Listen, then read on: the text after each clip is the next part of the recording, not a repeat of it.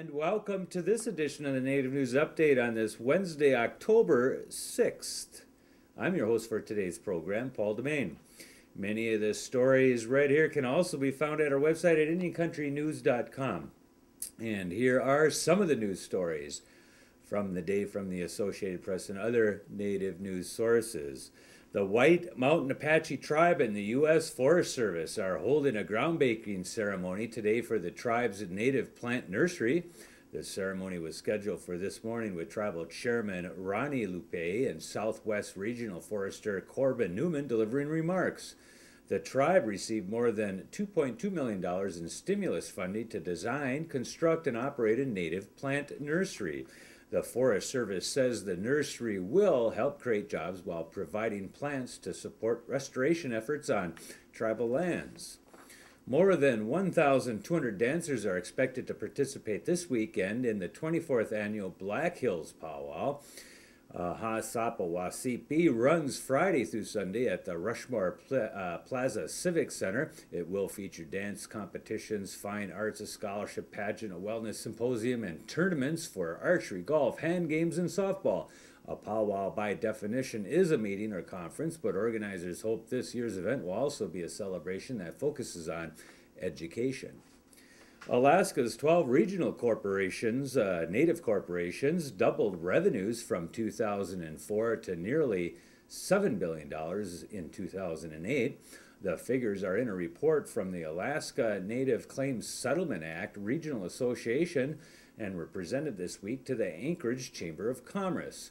Association leader Will Anderson said the 12 firms and affiliated companies employ more than 35,000 people worldwide with an average compensation of $47,000 in salaries and wages. About 40% of the jobs were in Alaska. The Anchorage Daily News reports the 1971 law that created the corporations to settle land claims turned the corporations into dominant players in Alaska business, mining, construction, oil and gas development, and government contracting. And today we get an update from Alaska Public Radio Network News Director Lori Townsend on several North Shore issues affecting Alaska natives and tribes there. Lori Townsend, welcome to the Native News Update today, and let's talk a little bit about what's going on in Alaska. Hi, Paul. Well, there's all kinds of things going on in Alaska. One of the big issues this week is the fact that the U.S. Supreme Court has declined to hear a case that was an appeal from the state of Alaska. This has gone through district court and up through appeals all the way to the U.S. Supreme Court. At issue is a case with the Caltag Tribal Council and their tribal court system. The state had refused to, the Bureau of Vital Statistics had refused to issue a new birth certificate for a child, that the tribal court had terminated parental rights of the child's parents and had the child adopted by another family, and then requested a new birth certificate reflecting that from the state. The state refused. And this goes back to, this case has been argued since 2006, but the legal opinion that it was based on actually started in 2004 under the Frank Murkowski administration when he was governor then. And his attorney general at the time was Greg Rehnquist. Excuse me. Mr. Rehnquist issued an opinion that said tribal courts did not have the authority to initiate cases, only to have cases referred to them from state court. And after that opinion was sent out, the state then started refusing to issue birth certificates, and Caltag was one of those cases, and that's how it started going through the court process. The Supreme Court declined to hear the case, but in an earlier case involving the Choctaw tribe in Mississippi, the Supreme Court had said that there is concurrent jurisdiction, but it is tribal jurisdiction is. I'm sorry. Is that they say they're paramount, maybe? Tribal jurisdiction is paramount when they're dealing with citizens? You had a chance to go look up the verbiage you were looking for. Tell us what it is, the court language. Yeah. I'm sorry, the legal language was escaping me for a moment there. But what the Supreme Court, the U.S. Supreme Court, had said in an earlier case, a similar case, was that ICWA, the Indian Child Welfare Act, creates concurrent but presumptively tribal jurisdiction in these cases. So it's presumed that people will go to tribal court first to try to get these things resolved. This happened in this case. People went to Caltag Tribal Court, and the mother was a Caltag tribal member. The father was a tribal member, but not of the Caltag tribe. Right. That was the issue that the state raised. The state says that ICWA is not clear when it comes to jurisdiction over non-native people or tribal people from another tribe.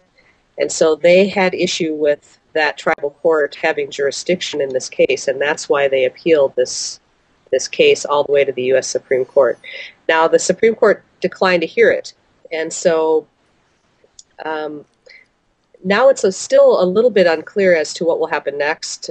Native American Rights Fund attorney Natalie Landreth says, who argued the Caltag case, says, until the state rescinds that 2004 legal opinion, the Bureau of Vital Statistics and the Office of Children's Services, all these agencies still have their hands tied because that legal opinion is still in place. So she said they need to rescind it and issue a new opinion that's in keeping with the Supreme Court's decision.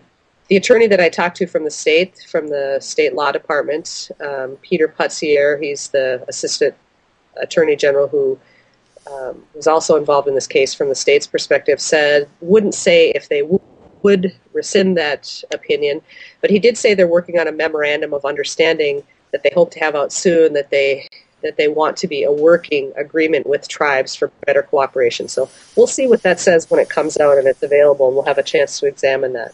Well, again, being the opinionated person that I am and having worked with Indian child welfare cases in tribal court for a number of years, it seems like Alaska, with the number of natives it has, is dealing with some antique ideas, because presumably what the Supreme Court said is that tribes have a paramount interest in its own citizens and members. In considering adoptions, foster placements, families taking care of families is not criminal in nature, the first forum should be the tribal forum, and the states should encourage that so that you've got local people dealing with local issues.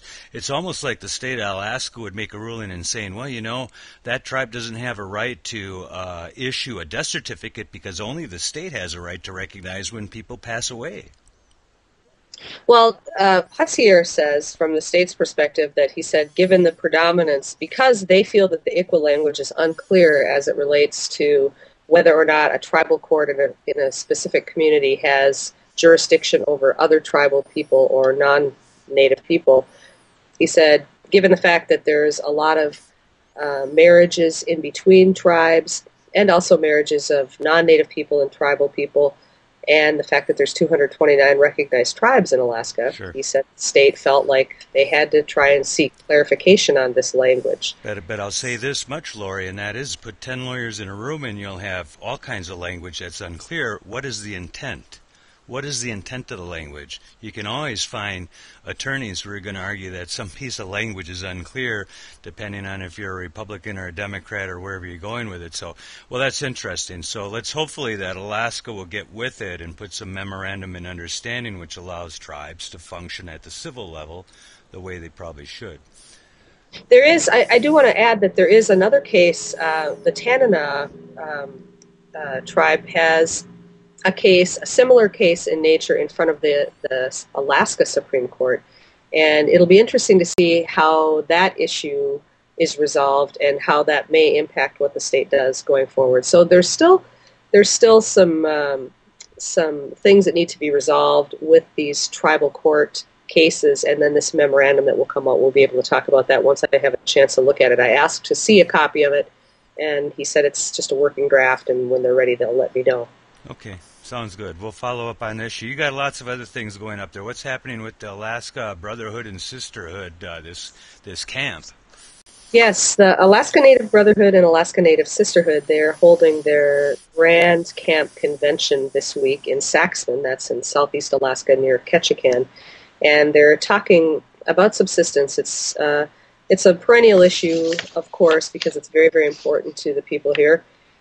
But there's a little more focus, I think, because of this case that Senator Albert Kukesh was cited for allegedly retaining too many fish, and that case was thrown out. The judge in Sitka, Judge David George, dismissed that case, and the state is seeking reconsideration. They presented some different evidence and said that they want the court to look at this case again and reconsider the opinion. We don't know what's going to happen in that respect, but the ANB and ANS, Alaska Native Brotherhood and Alaska Native Sisterhood, have a theme at their Grand Camp this year of subsistence. Food is our way of life, both for Tlingit, Haida, and Tsimshian people. And so they'll be talking about those issues. They want to find out how they can work with the state to better serve rural areas. And they're also looking at issues of domestic violence, substance abuse, alcohol abuse. And Lieutenant Governor Democratic candidate Diane Benson will be attending their camp. She's also clean. And you're saying that the lieutenant governor's candidate here is also they're joined together in Alaska. Last week we said you didn't know for sure, but you're saying that those two people will run as a team in Alaska. They are running together, yes. Diane Benson, who is running for lieutenant governor and has been a candidate in the past. She ran in 2002 as a Green Party candidate with Disa Jacobson, and they were the first two Native women to be on the ticket for governor and lieutenant governor.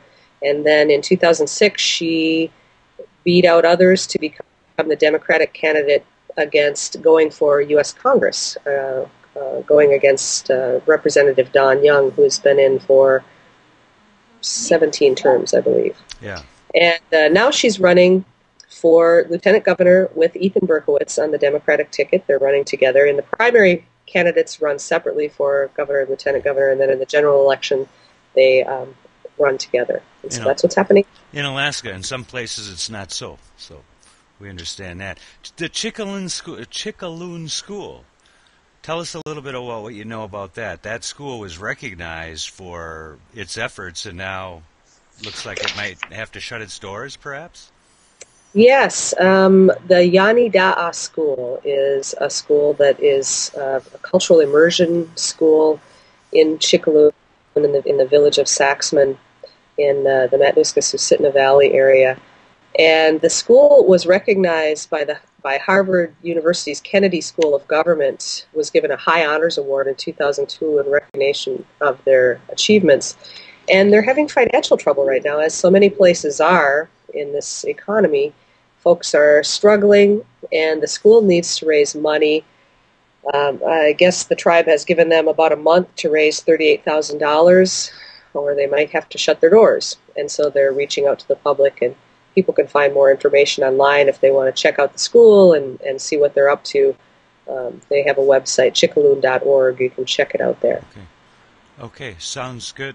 Thanks for giving us an update. We're going to come back to you again and talk a little bit more about the race at the lieutenant governor's level. I think we want to see if we can examine some of those candidates and what's going on and follow the trends. We know Alaska's a little bit different than Oklahoma, where there's a dozen or more Native candidates running. One in Oklahoma, Chris Techet, and several other candidates around the United States that we hope to follow and see what happens on election night leading all up to that. Anything else? Where can people find these updated stories? They can visit us at APRN.org for those stories and many more. Thanks for joining with us, Lori. Thanks, Paul. And that is the latest roundup of news from Indian Country on this edition of the Native News Update. We want to say thank you for showing up here. Come back again soon.